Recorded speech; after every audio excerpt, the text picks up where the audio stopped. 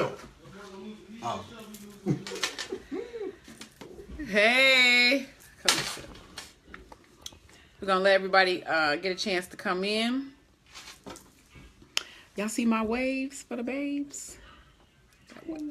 Slick. I have a guest. Special guest featuring AJ. But I'll introduce him later. We'll give you a little time to come in. I hope you guys had an opportunity to catch Lynn at 7 and Nikki at 8. And they both were able to share their personal experience. Hey, Sharice. Okay, we'll give you guys a little bit of time. I got 30 minutes. This is our 4th discussion. We've been continuing our discussion on domestic violence. We started in October, which was DV Awareness Month, and so now we're continuing into the other 11 months so that we can, inform people, educate people, support people, and continue the conversation. So today, a lot of us, Lynn and Nikki both shared their experience with, hey Lynn, domestic violence and their children and how it affected their children. And so I wanted to start off the conversation first by sharing a few statistics. And then, like I said, I have Kimberly's oldest son, Armon. How y'all doing? We call him AJ. AJ, you are 21? Yes, ma'am. 21. He will be 22 in February. You know what I mean? He is a college student at, where do you go? I go to SA Institute right now. Okay, so he is a college student right now, and this is Kimberly's oldest son. We're going to move it back. That way it can be better for us to see. Yeah. Oldest boy. Her oldest son. And so with him being Lynn said, hey, AJ. Hey. So with AJ being Kimberly's oldest son, he probably has a lot more memories. And so we're going to be patient with AJ because, first of all, let me just say I love him so much. And I just thank him because he really hasn't spoken out about it. And so, but he said that he will answer questions. So I appreciate that. There's Taylor. Oh, wow. Hey, Taylor. Hey. So first of all, I wanted to share that I was doing a little research before. Hey, Auntie.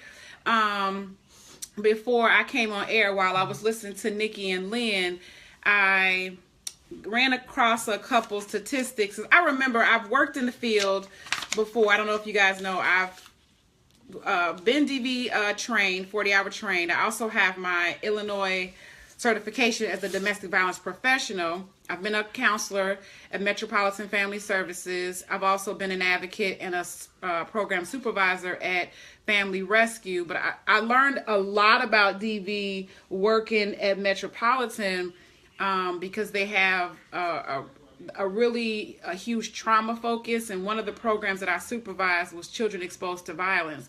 And I was surprised to learn at how violence, children exposed to violence, how it affects their brain development. So that's something that I wanted to share today.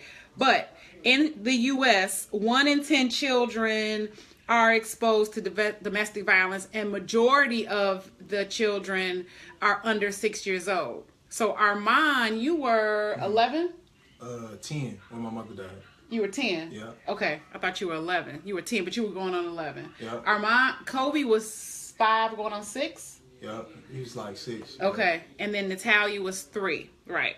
And so, they kind of fit under that 1 out of 10 children. That's a lot of children. And the majority of the times when there's domestic violence in the house, there's also, hey, Yolanda, hey, Renee, hey, Nikki, hey, Trina. Everybody's coming in. Hey. Everybody just coming in, right? There is typically child abuse going on as well.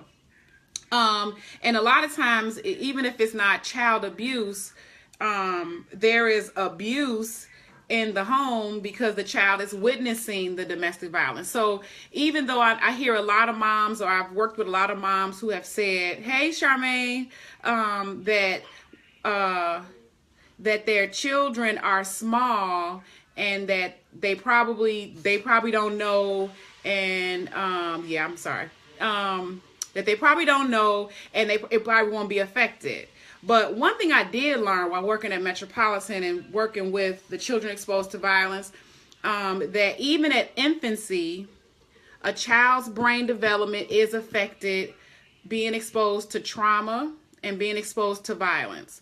And so even in how they're affected, their sense of safety, their sense of security, their sense of consistency, and their cognitive, their emotional development, and their social development is all affected. And you got to think, like, their attachment or lack of attachment is affected with their parent. So, for instance, and I don't know if you remember this, but when we were living on the north side and your mom had walked away from you, we were at Blockbuster. I don't know if you remember, we were at Blockbuster. You were little, but like you almost like you were at the window, like Ma, like like Ma. So it's almost like your sense of like, if she leave, is she gonna come back? So I don't know if you have any, memory of any of that. Like, it was going on in the house, and you had to go to school. Right. How'd you feel separating from your mom? I don't know about like separated. The main thing I was feeling, I didn't really feel a certain way about what was happening, because I didn't really I knew what was happening, because it was times we was up.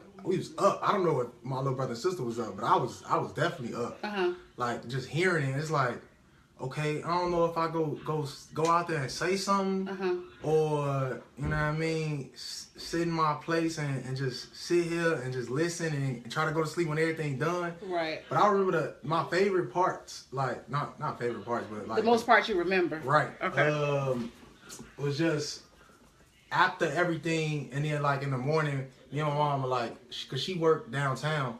And right. she'll like take me to school. Right. And so like the trips to school was the only thing that I really like held on to for real. Right. Like, that was the best part of the day for me. Right. Like, sitting there talking to her in the car. We'll talk about random stuff. Nothing for real. Like, right. to her it was probably just like, all right, Armon, we just gonna, you know what I mean? Right. We're on our way to school. But to right. me, that was like a big part of my day. And that was your time to have her to yourself, too. Right. And so, but as far as like the stuff that was going on, I don't know. You think you blocked it out? Nah, cause I remember most of the time. I remember pretty much everything that happened. Like, for the most part. If I was woke, I remember it. Right. But it was just like, dang, that's happening right now. like, I don't know. I was so like, looking back, I should have went out there and said something. Like, I know that for a fact, and I say that all the time. Right. Like, in my head at least. Right. Like, I know I should have went back and said something.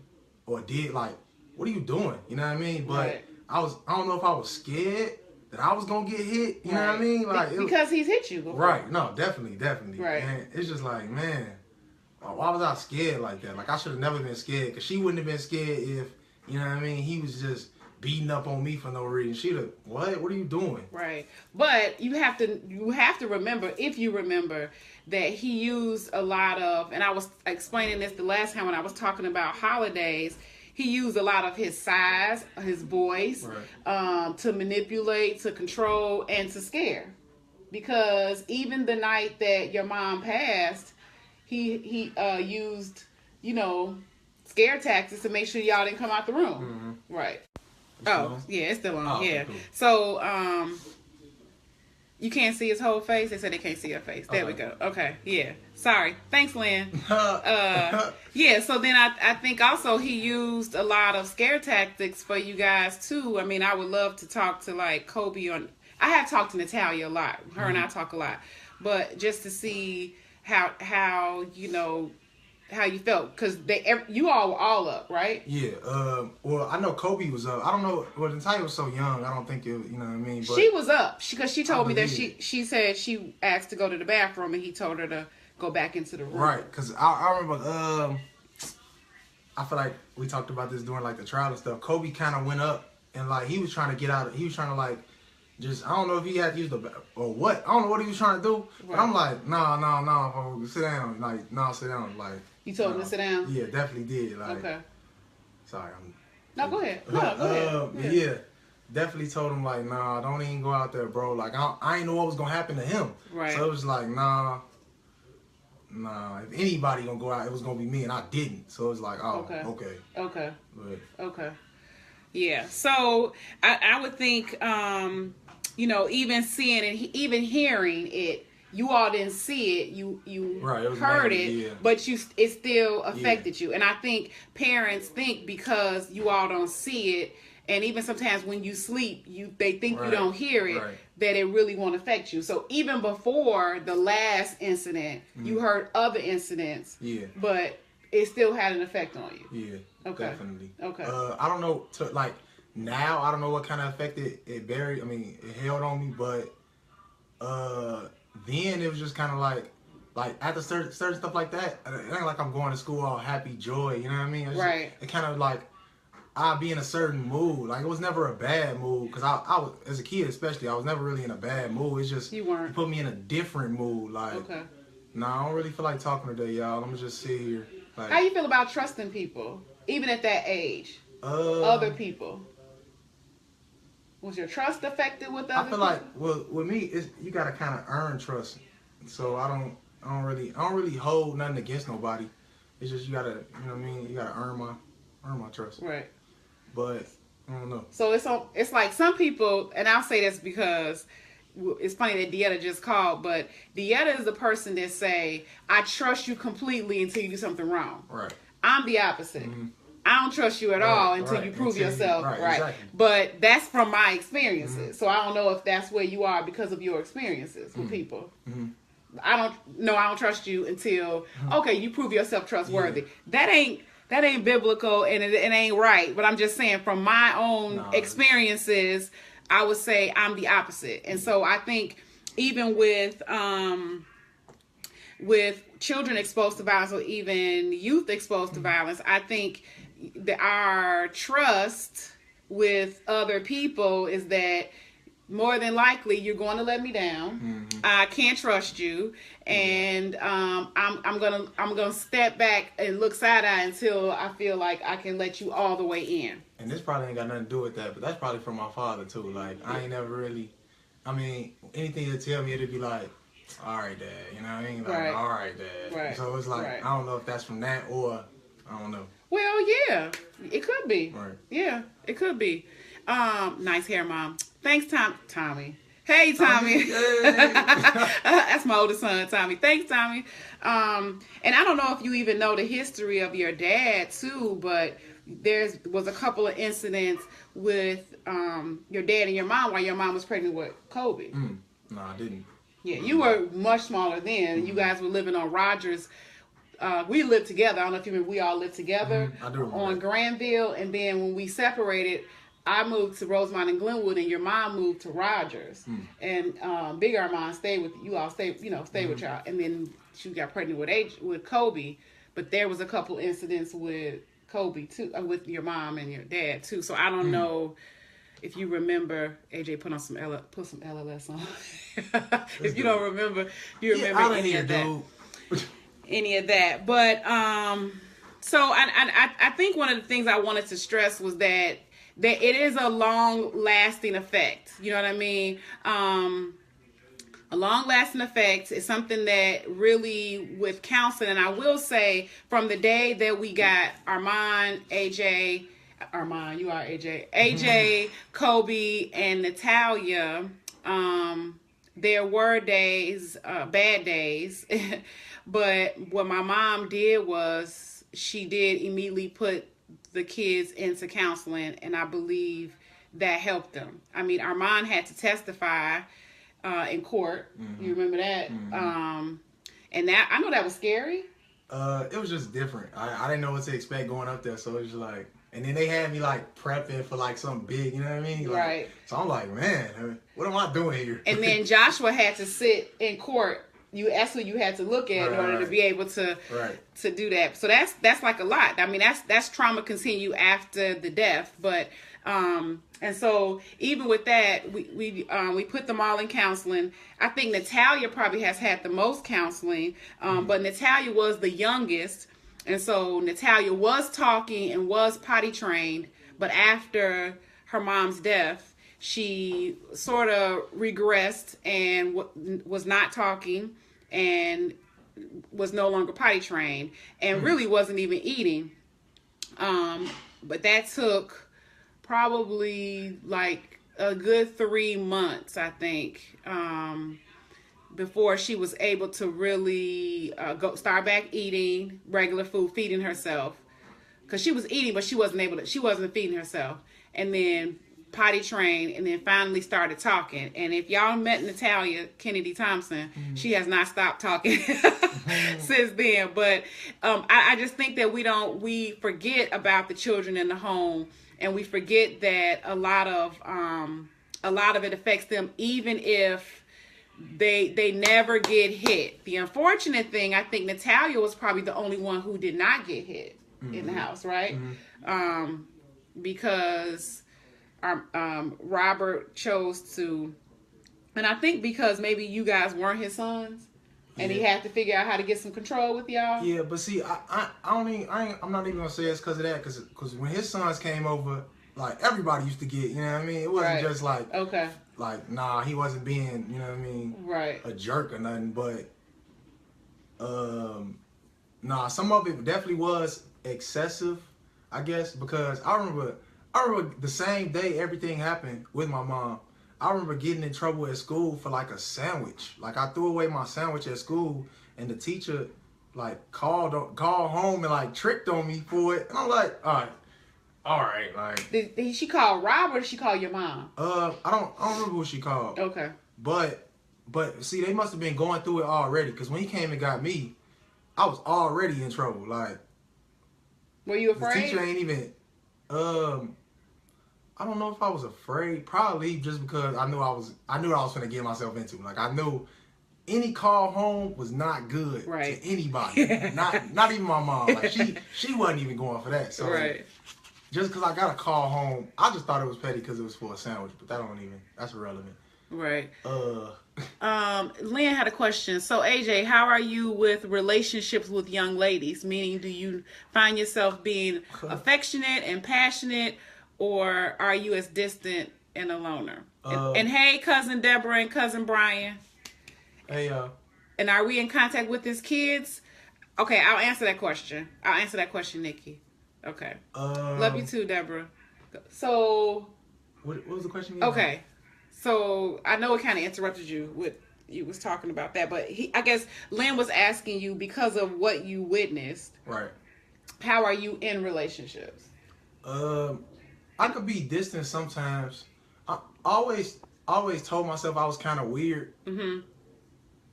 So, like, I've always had lady friends. But sometimes I could see myself like being too distant. Like, and then sometimes I'm completely the opposite. Sometimes I could be too much.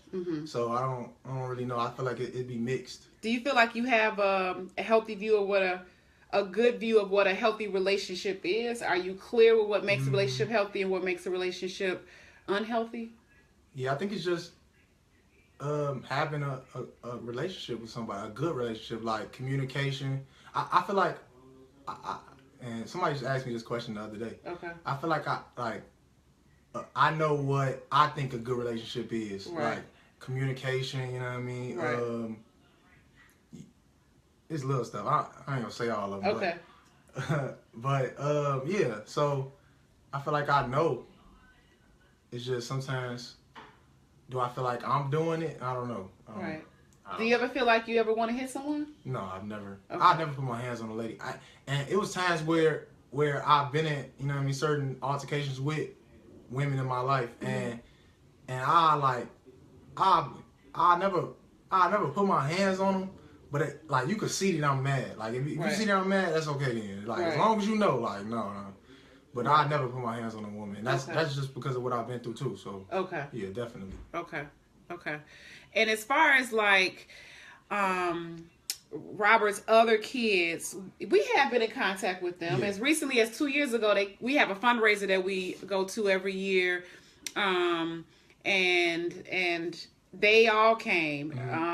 Brandon, Skylar, but Robert Jr. didn't come. No, right? But I still talk to Little Rob sometimes, and he was just. Natalia was telling me that she was talking to him recently too. Right. So yeah. So they are in contact with each other. The one that I just recently found me on Facebook is his daughter Jaleesa, and I put her in contact with Natalia, which is Natalia's older sister. So I mean, it's not their fault what happened. And recently, I believe Rhonda's listening. At least she was on, but it's. The way God works is amazing, though, and he gives you closure at all different points in your life. But I happen to work with his half-sister, Rhonda. You remember Rhonda? Mm-hmm. Yeah. So it was so weird when she looked at me as if she was looking at Kim, because everybody say I look like Kim at some point. And that was weird. So to be able to have that conversation with his half-sister, there's no way do we blame anybody else. There's nobody else responsible for Kimberly's death except for one person. So his children or his family, no, we do not blame him at all. But so we do have conversations with them. And it was like talking to some of them, it felt like they was just as hurt as we were sometimes. Right. Definitely. Especially like Rhonda. I remember talking to her. She was definitely hurt. So yeah. So I didn't got back in contact with her on Facebook, so she's able to see you guys. Anyway, so I know a lot of times children, I watched this video, and there was an infant in a home that had been abusive, and at 5 years old, as the child grew older, the child grew more and more aggressive, and they couldn't figure out why the child was aggressive. But the child brain was developing around trauma, violence, abuse, arguing, yelling, and so the child brain began to form in that way. So now that child is more aggressive, more impulsive. A lot of those children that you see exposed to trauma that you guys don't know that are being misdiagnosed as ADHD, ADD, and given Ritalin at school. A lot of those children have been exposed to violence and just need trauma-focused therapy. They don't need drugs. They need some trauma. They need some quietness. But a lot of them are living in neighborhoods where gang shootings are happening on a regular. So, needing to be in an environment. And it's one school on 103rd. I cannot remember the name of it. And if Torrin is watching, she did counseling there, but they have this, oh my God, I forgot what it's called, but the school is just so peace. And instead of like punishment, they put these kids in this quiet corner and allow them to be able to, calm themselves down, instead of creating a whole nother traumatic experience about them being in trouble. So it gives them an opposite of what they normally get and give them a more peaceful way of resolving conflict or even the trauma they have within themselves to be able to calm down. But anyway, I forgot the name of the school, but I forgot even the name of the...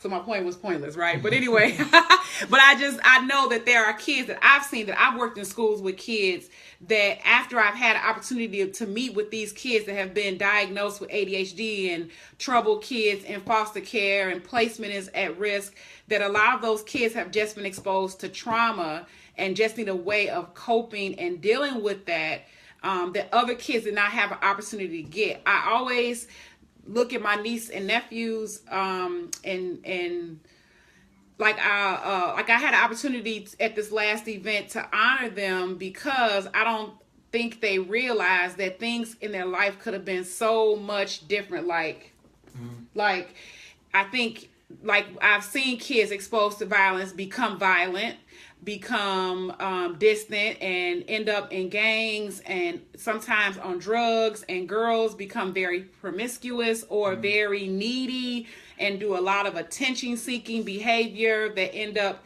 causing them to become victims, or the boys become either victims or abusers, and we don't have that at all, and I think that is awesome. I mean, we have college students to high school students. They do very well athletically and academically. And I think even though they may not have it all figured out as far as like what happened or process it in their head, I think as they get older, they'll have an opportunity to do better with that, you know, as they get older and begin to understand it from an adult perspective. Like, you probably want to know why your mama stay. Why did she stay? Why didn't she fight back? Or why didn't you fight back? You know, some questions like that. You begin to understand that it was really how he built that household into that he was in control. So there was things that you probably wish you would have done that you didn't have the power to do because the way he had you guys thinking and being. So, but I think as they began to process it for their own self, that at this point that they're blessed. I think they're blessed because they're a lot more healthier than what they could have been. So, I wanted to add a point to that, and okay. That's definitely because of the family we had around us. Like, we honestly didn't get many opportunities to go left because we was always getting pushed to go right. You know what I mean? So that's definitely because of, you know what I mean, Grandma, Uncle Billy, you, Auntie Wendy, everybody. So if anything, we thanking y'all. Right. For real. Oh. Yeah. So, but I mean, it was something that we all had to like learn and experience on our own. Like, we knew about DV, but because it hadn't hit home with us, and like think about all the things that we see afterwards. Like, I remember when he did this, and I remember when I saw that, and we all thinking like we should have done something different. And I know for a long time I'm thinking like she was closest to me, and I'm a social worker. I should have known, but you know, what is it? Happenstance is hindsight is 2020. Like, you see so much clearer after the fact that it's over. But I think now we at a point where we can teach other people, which is why we do the videos, which is why we have Kimmy G Foundation, and then like my kids' support. So, and I appreciate that as well, that we try to get out as much information as we can, try to share even our painful memories, because our painful memories are what can really help other people. And so I thank you, because this is like the first time we've ever had a conversation sit down. That's crazy. Yeah. Yeah. But I know you talk more to Josh, and Josh has been like a support. But I mean, you know, I do the work, and now that you're older, maybe he could do some work with me. I'm definitely, I mean, I'm always, Auntie, for you, you know, I'm always willing to help you. I know. And believe it or not, he has watched all the other 3 videos, even though he's in the basement, usually in the basement, but he's watching it on Facebook Live. But I appreciate that, because that means a lot that, oh my God, there go Josh. Josh is in the kitchen. But that means a lot that my family support. Go ahead, Lynn. Oh, what's the last question, Lynn? Type it again before I go off the air. Hey, Tanaya. Hey, Brittany. Yeah, one last question. Anybody have any questions for AJ? Any questions? I think Nicole did a really good job, because I watched Nicole go through the whole judicial system with her kids and how they re-victimize and use the kids. The abusers use the kids as pawns, and then the system use the kids as pawns. And I think even to this day, walking with Nicole, she's still going through stuff with her abuser. And so it just never ends. I think we just have to get our mind right, and continue to pray. Linda, you had one question. So I hope you guys swipe over and share. And for those that you know, and I think even those that are watching that aren't experiencing DV, we know the numbers 1 and 3. So you may not think you know anybody, but you will. And so, or you do, and they just haven't said anything yet. That's my brother Kendrick. And so I think that you guys could just continue to get the information. Lynn had one question. I don't know. Oh, here it is. Okay. So Lynn said, where do you go in your mind to calm yourself down? Because, of course, your experience was very traumatic. But God is amazing in that he made sure you children were protected by, okay, she said phenomenal woman. But it's like you said, it's really our family. Yeah, definitely. Yeah. So I guess in your mind, like, to calm down. Is that, and then my friends are like, I keep a close knit of friends that, you know what I mean, I always really had. So I use them, and then like she was saying, my cousin Josh, that's really my brother. So I use them for real. Right. Tommy said, does the bad memories affect the way you live today? Do you still have bad memories about what happened at night? And we didn't get a chance to talk about this, and I know that I got 1 minute left, but AJ was really awake most of it, and you did hear your mom talk. Mm-hmm. Right. I remember hearing, I don't know if that was her last breath, but I really think it was, and I'm hearing that, and I was really too scared to walk in the room. I remember that. Right. And I kind of like peeked my head in, and I just couldn't even go in. I really regret so much stuff that I did when I was young. But you were young though, AJ, and see that's I don't want you to live in that regret. And I hate that so much. Yeah. But it's like, dude, like. And that's something that you're going to have to reconcile with yourself, because you know where you were. I mean, you were 6, 5. No, you were 10. Right. You were 10. Right. And you were probably afraid. So I don't want you to live with that. I know, it be getting to me sometimes. That's the main thing that be getting to me. Nothing else really gets to me, because I don't know if I came to acceptance with it or what, but that's really what get me, is that I didn't do what I think now that I should have done. Right. But you're speaking now as a 21-year-old. Right. And a 10-year-old versus a 10-year-old. Yeah. Okay. So, yeah, they're saying don't blame yourself. And that's hard to do, because I will say this as my last comment. I did for a long time, because Kimberly and I were so close. You all lived with me for 2 weeks before she went back home, and we always, I always felt like I was, ever since I had to walk Kimberly to school for kindergarten, for like 2nd grade, I was always responsible for her. So imagine on my watch something happens. Right. So I think we all, Mama probably have her feeling responsible. Auntie Wendy probably do. So, but I know even you, because you were there. You were in the house, But I thank you though. Yeah, definitely. So I hope, after this, I mean, if you need to talk, we can talk. Okay. Yeah. Okay. Thank you guys. So at 8:30, Yolanda Carter will be coming up, and then 9 o'clock Renee. So I thank you guys for listening to us, and we'll see you in 2 weeks. God bless. Make sure you share the video. Okay. Good night.